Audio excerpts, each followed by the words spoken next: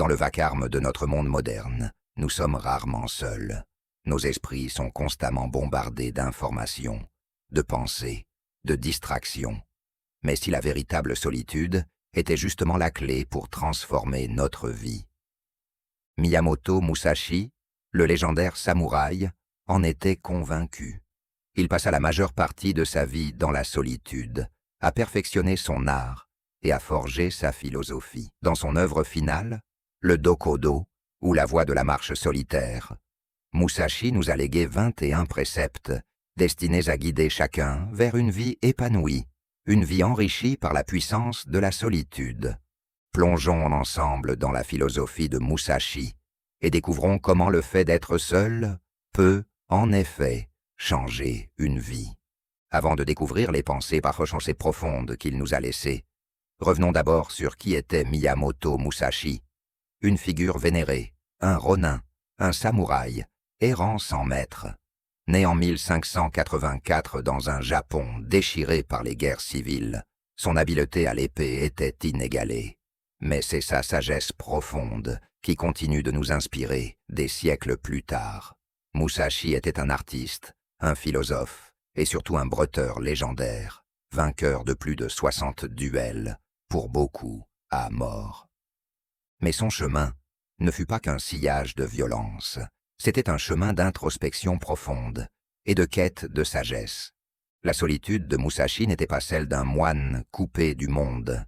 C'était une solitude mentale, un état d'esprit volontaire dans lequel le tumulte du monde extérieur est mis en sourdine. Il prônait l'introspection et la clarté de l'esprit, libéré des distractions, comme voie vers l'élévation personnelle. Cette compréhension s'incarne dans le Dokodo, la voie de la marche solitaire. À travers ses préceptes, il nous offre un guide pour vivre sans peur, sans regret, sans distraction, et surtout en restant fidèle à soi-même. Explorons maintenant ses enseignements, et voyons comment embrasser la solitude peut transformer radicalement notre existence.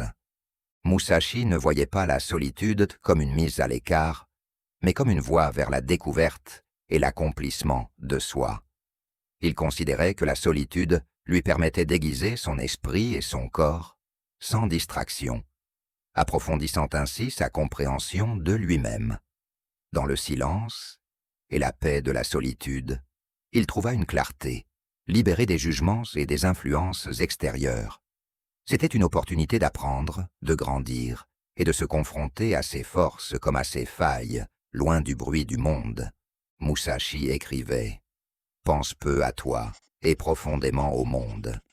Il nous incite à tourner notre regard vers l'extérieur, observer, apprendre, comprendre le monde, tout en gardant une humble conscience de soi. C'est un appel à laisser l'ego de côté et à s'ouvrir à la richesse du savoir environnant. Cette humilité, couplée à une compréhension profonde du monde, trace une voie puissante vers la croissance intérieure. Mais comment appliquer ces enseignements anciens à nos vies modernes? Voyons quelques façons concrètes d'emprunter notre propre chemin de solitude, guidé par la sagesse de Musashi. Les leçons qu'il a tirées de la solitude ne concernent pas uniquement la vie d'un samouraï. Elles peuvent éclairer la nôtre aujourd'hui. Il a rassemblé ses enseignements dans le Dokodo, également connu sous le nom de la voie de la solitude, un texte court rédigé une semaine avant sa mort. L'un de ses préceptes majeurs est « Ne recherche pas le plaisir pour lui-même ». Un rappel que les joies éphémères, issues de la validation extérieure ou des possessions matérielles, ne mènent pas à un véritable épanouissement. Musashi nous invite à trouver notre satisfaction en nous-mêmes, dans nos actions et dans notre développement personnel. Un autre principe fondamental.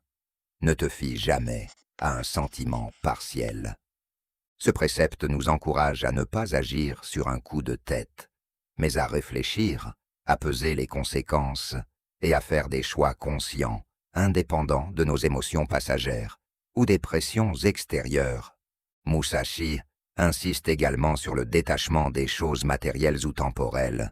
Il écrit « Ne t'attache pas aux biens que tu ne peux emporter ». Ce conseil dépasse les objets. Il concerne aussi les relations, les habitudes ou les pensées devenues inutiles. C'est une invitation à désencombrer notre esprit et notre vie pour mieux avancer.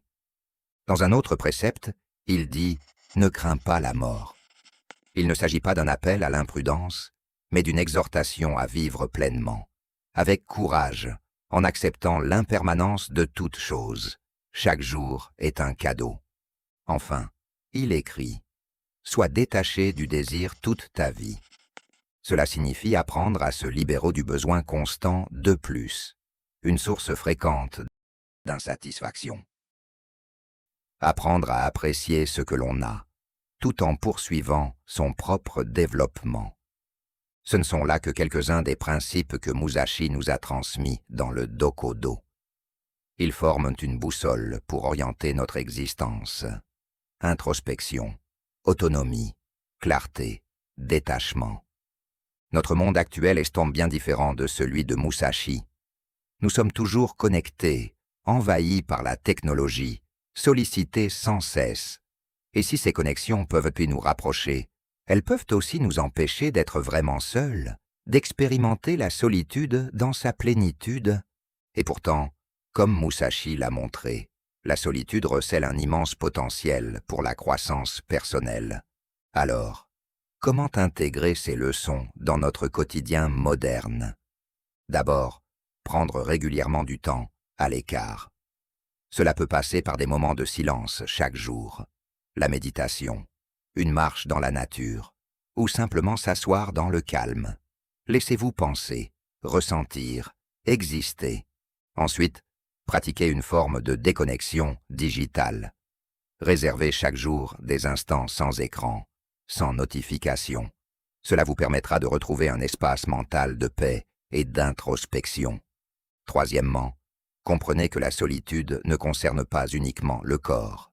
Elle est aussi mentale et émotionnelle. Cela signifie s'émanciper du besoin d'approbation, de la comparaison constante aux autres et du désir de conformité. Être fidèle à soi-même, même contre la foule, et surtout, faites de la solitude une priorité.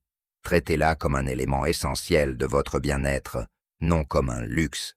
Le monde a changé, mais les leçons de Musashi restent intemporelles. En les intégrant à nos vies, nous pouvons apprendre non seulement à être seuls, mais à nous épanouir dans cette solitude, à trouver la paix et à nous retrouver. Bien sûr, embrasser la solitude n'est pas facile. Cela va souvent à l'encontre de nos instincts sociaux. On peut même en avoir peur, l'associer à la solitude subie, au rejet. Mais il faut distinguer solitude et isolement. La solitude est choisie, enrichissante. L'isolement, lui, est une détresse. Et la solitude n'a rien de total. Pas besoin de vivre reclus. Il s'agit d'un équilibre, intégrer des temps de calme et de présence à soi dans son quotidien. Enfin, la solitude est un choix conscient. Elle demande de l'intention. Elle demande du courage. Et parfois, elle génère de l'inconfort. Mais c'est précisément ce malaise qui signale la croissance. Musashi a connu les défis de la solitude. Il en a tiré une force immense. Et à travers son exemple, il nous montre le chemin. Le parcours de vie et les enseignements de Miyamoto Musashi sont un puissant rappel de l'importance de la solitude dans notre quête de maîtrise de soi et de réalisation personnelle. La voie vers la sagesse demande parfois de marcher seul. Le chemin est exigeant, mais les récompenses sont inestimables. Et peut-être, à l'image de Musashi, découvrirez-vous qu'être seul peut véritablement changer votre vie. Merci d'avoir regardé. Si cette vidéo vous a apporté quelque chose, pensez à liker, partager et vous abonner pour d'autres explorations philosophiques.